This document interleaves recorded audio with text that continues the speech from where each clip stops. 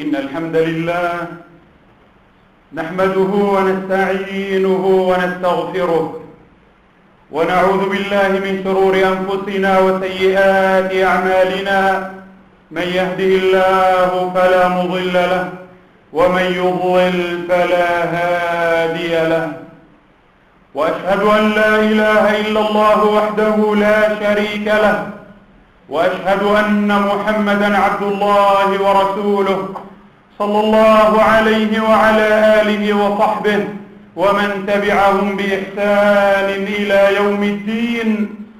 يا أيها الذين آمنوا اتقوا الله حق تقاته ولا تموتن إلا وأنتم مسلمون.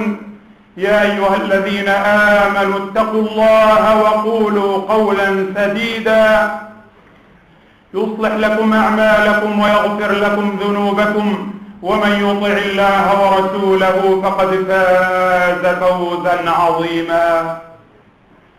ثم أما بعد، عباد الله، كل ما في هذا الكون جنود من جنود الله، جنود لله تبارك وتعالى، ولله جنود السماوات والأرض، وكان الله عليما حكيما. وهذه الجنود لا يعلم عددها أحد إلا الله، وما يعلم جنود ربك إلا هو، وما هي إلا ذكرى للبشر. كل ما في هذا الكون آية من آيات الله تبارك وتعالى. سنريهم آياتنا في الآفاق وفي أنفسهم حتى يتبين لهم أنه الحق، ويريكم آياته لعلكم تعقلون. كل ما نشاهده في هذا الكون هو من آيات الله تبارك وتعالى، لعلنا نتفكر، لعلنا نتدبر، لعلنا نعقل، لعلنا نرجع إلى الله تبارك وتعالى.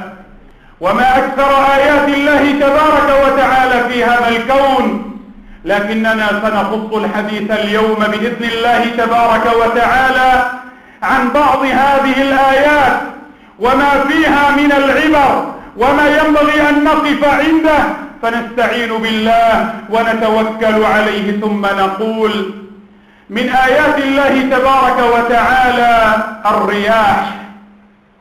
هذه الرياح التي فيها الخير وفيها البركة وفيها النعمة، فهي آية من آيات الله. لهذا قال سبحانه: وتصريف الرياح والسحاب المسخر بين السماء والأرض لآيات لقوم يعقلون.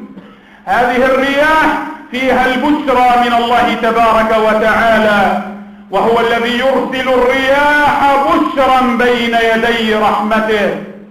هذه الرياح فيها من الفوائد الكثير، وأرسلنا الرياح لواقح، وغير ذلك الكثير من المنافع في هذه الريح، إلا أن فيها من غضب الله ومن عذاب الله ما فيها مما نزل على الأقوام السابقين.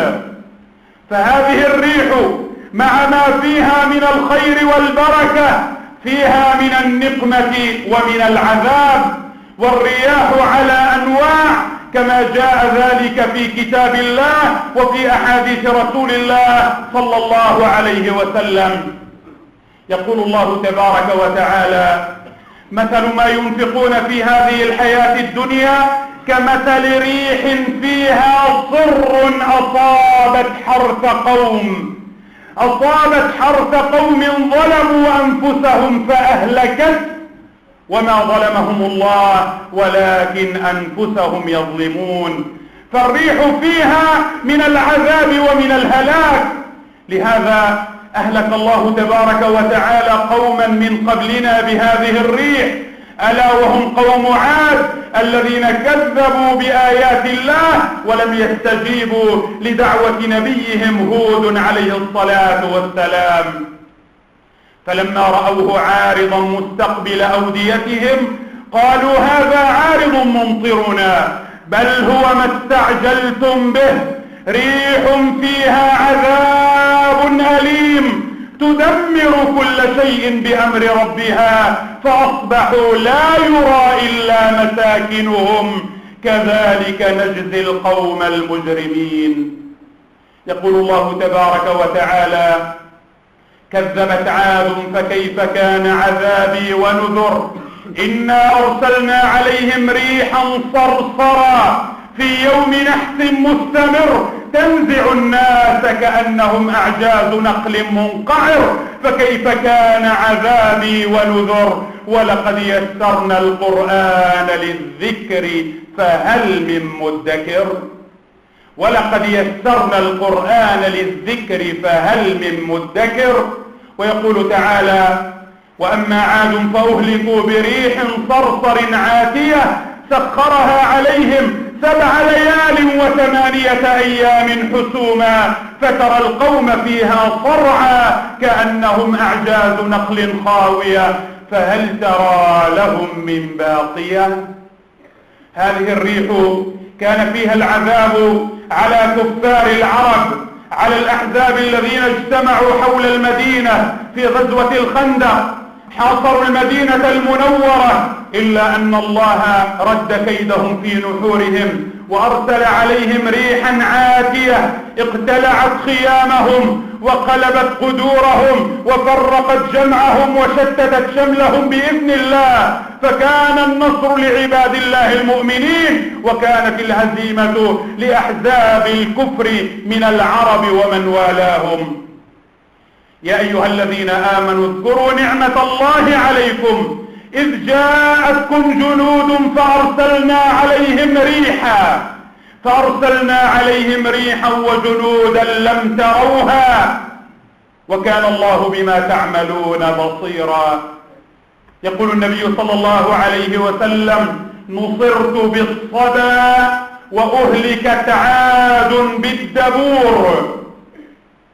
نصرت بالصدى وهي ريح شرقية يأتي فيها الخير، وأهلكت عاد بالدبور وهي ريح غربية فيها العذاب والهلاك من الله تبارك وتعالى.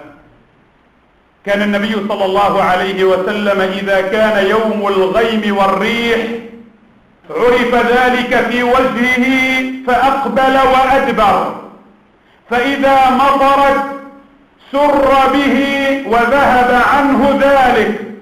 قالت عائشة رضي الله عنها: فسألته فقال صلى الله عليه وسلم: إني خشيت أن يكون عذابا سلط على أمتي. كان إذا رأى الريح خاف عليه الصلاة والسلام أن تكون هذه الريح فيها العذاب لهذه الأمة، فكان يذهب ويأتي، فإذا مطرت وخفت الريح سري عنه وسر بذلك، وكان إذا أمطرت قال رحمة. لهذا كان النبي صلى الله عليه وسلم إذا عطفت الريح يقول: اللهم إني أسألك خيرها وخير ما فيها وخير ما أرسلت به، وأعوذ بك من شرها وشر ما فيها وشر ما أرسلت به. ومن آيات الله تبارك وتعالى الماء، هذا الماء الذي هو أساس هذه الحياة، وجعلنا من الماء كل شيء حي. الماء هو أصل البركة، ونزلنا من السماء ماء مباركا. الماء هو أصل الطهارة، وأنزلنا من السماء ماء طهورا. فهذا الماء فيه الخير للناس، إلا أنه يحمل في جنباته الغضب والهلاك والعذاب لمن يستحق ذلك من الله تبارك وتعالى. لقد أخبرنا الله تعالى عن عذاب قوم وهلاكهم بهذا الماء، ألا وهم قوم نوح عليه الصلاة والسلام الذين كذبوا بدعوته ولم يؤمنوا به، فأرسل الله تبارك وتعالى عليهم الطوفان فأغرق بهم هذه الأرض، فأهلكهم الله ونجى نوحا والذين آمنوا معه. يقول الله تبارك وتعالى: كذبت قبلهم قوم نوح فكذبوا عبدنا وقالوا مجنون وازدجر فدعا ربه أني مغلوب فانتصر ففتحنا أبواب السماء بماء منهمر وفجرنا الأرض عيونا فالتقى الماء على أمر قد قدر وحملناه على ذات ألواح ودسر تجري بأعيننا جزاء لمن كان كفر ولقد تركناها آية فهل من مدكر فكيف كان عذابي ونذر ولقد يسرنا القرآن للذكر فهل من مدكر هل من يعتبر هل من يتفكر؟ لذلك هذا الماء مع ما فيه من الرحمة فيه من الغضب ومن العذاب لمن يستحق هذا العذاب. لذلك على الإنسان أن يتفكر وأن يعتبر بآيات الله تبارك وتعالى. ومن آيات الله الزمهرير وهو شدة البرد. يقول النبي صلى الله عليه وسلم: اشتكت النار إلى ربها فقالت: يا رب أكل بعضي بعضا، فأذن لها بنفسين، نفس في الشتاء ونفس في الصيف، فهو أشد ما تجدون من الحر وأشد ما تجدون من الزمهرير. الزمهرير نفس من جهنم، ففي نار جهنم نار تلظى، وزمهرير هو أشد عذابا من النار. يقول ابن مسعود رضي الله عنه: الزمهرير هو لون من العذاب وهو البرد الشديد، حتى إن أهل النار إذا ألقوا فيه سألوا الله أن يعذبهم في النار 1000 سنة أهون عليهم من عذاب الزمهرير يوما واحدا.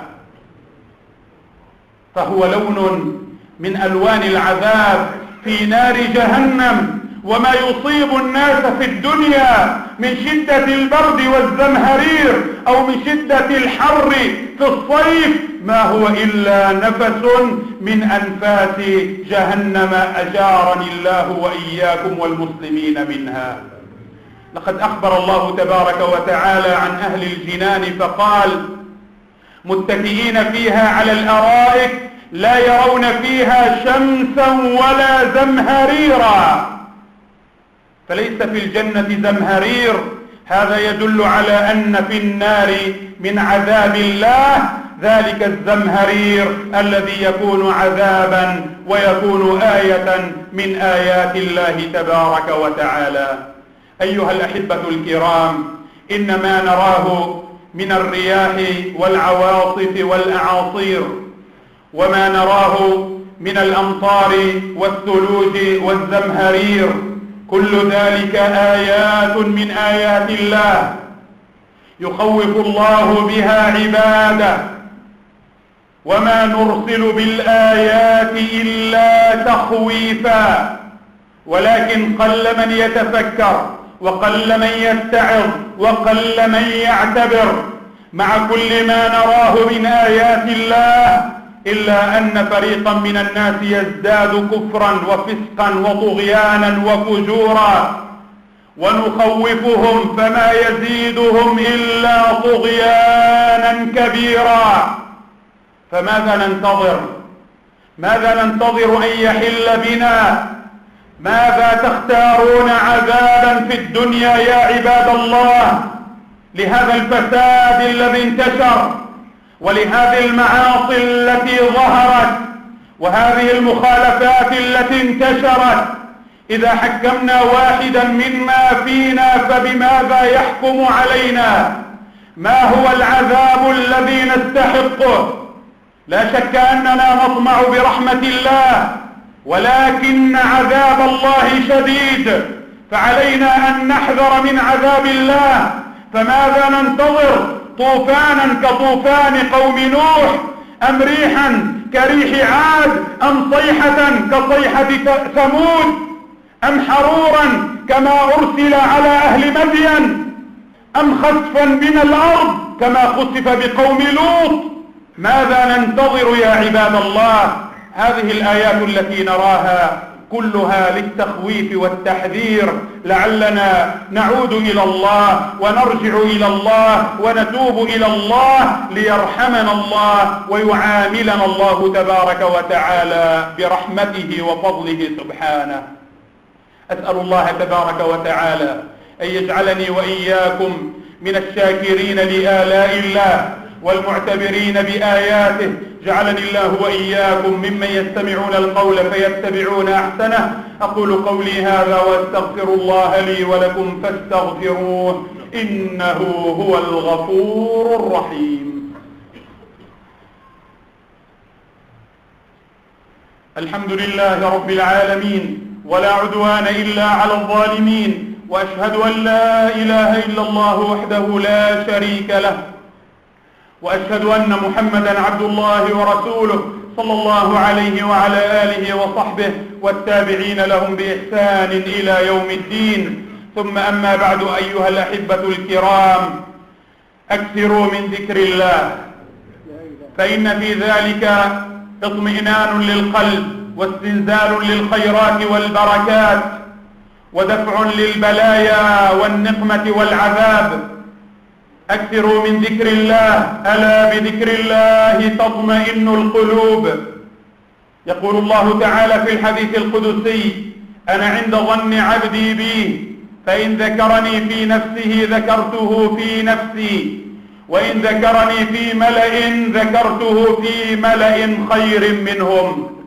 من ذكر الله الاستغفار وطلب المغفرة من الله، ففي الاستغفار أمان من العذاب والهلاك. وما كان الله ليعذبهم وأنت فيهم، وما كان الله معذبهم وهم يستغفرون. أعطى الله هذه الأمة أمانين، ذهب أحدهما وهو رسول الله صلى الله عليه وسلم، وبقي الآخر ألا وهو الاستغفار، فإذا ذهب الاستغفار ذهبنا. أكثروا من الصلاة والسلام على رسول الله صلى الله عليه وسلم في سائر أوقاتكم، وخصوصا في يوم الجمعة، فإن الله أمر بذلك فقال: إن الله وملائكته يصلون على النبي يا أيها الذين آمنوا صلوا عليه وسلموا تسليما. وقال صلى الله عليه وسلم: من صلى علي صلاة صلى الله عليه بها 10. اللهم صل وسلم وبارك على نبينا محمد وعلى آله وصحبه أجمعين. اللهم صل على محمد وعلى آل محمد كما صليت على إبراهيم وعلى آل إبراهيم إنك حميد مجيد. اللهم بارك على محمد وعلى آل محمد كما باركت على إبراهيم وعلى آل إبراهيم إنك حميد مجيد. اللهم ارض عن صحابة نبيك أجمعين وخلفائه والتابعين وآل بيته الطيبين الطاهرين وزوجاته أمهات المؤمنين، وعمنا معهم بفضلك ورحمتك يا أرحم الراحمين. اللهم ارحمنا فإنك بنا راحم، ولا تعذبنا بذنوبنا فأنت علينا قادر، والطف بنا فيما جرت به المقادير يا رب العالمين. اللهم إنك غني عن عذابنا ونحن فقراء إلى رحمتك، فارحمنا برحمتك الواسعة يا أرحم الراحمين. اللهم لا تؤاخذنا إن نسينا أو أخطأنا، ربنا لا تؤاخذنا إن نسينا أو أخطأنا، ربنا ولا تحمل علينا إصرا كما حملته على الذين من قبلنا، ربنا ولا تحملنا ما لا طاقة لنا به، واعف عنا واغفر لنا وارحمنا، أنت مولانا فانصرنا على القوم الكافرين. اللهم أعز الإسلام والمسلمين وأذل الكفر والكافرين ودمر أعداء الدين أجمعين. اللهم إنا نسألك عيش السعداء ومنازل الشهداء والنصر على الأعداء وصحبة الأنبياء يا رب العالمين. عباد الله، والعصر إن الإنسان لفي خسر إلا الذين آمنوا وعملوا الصالحات وتواصوا بالحق وتواصوا بالصبر.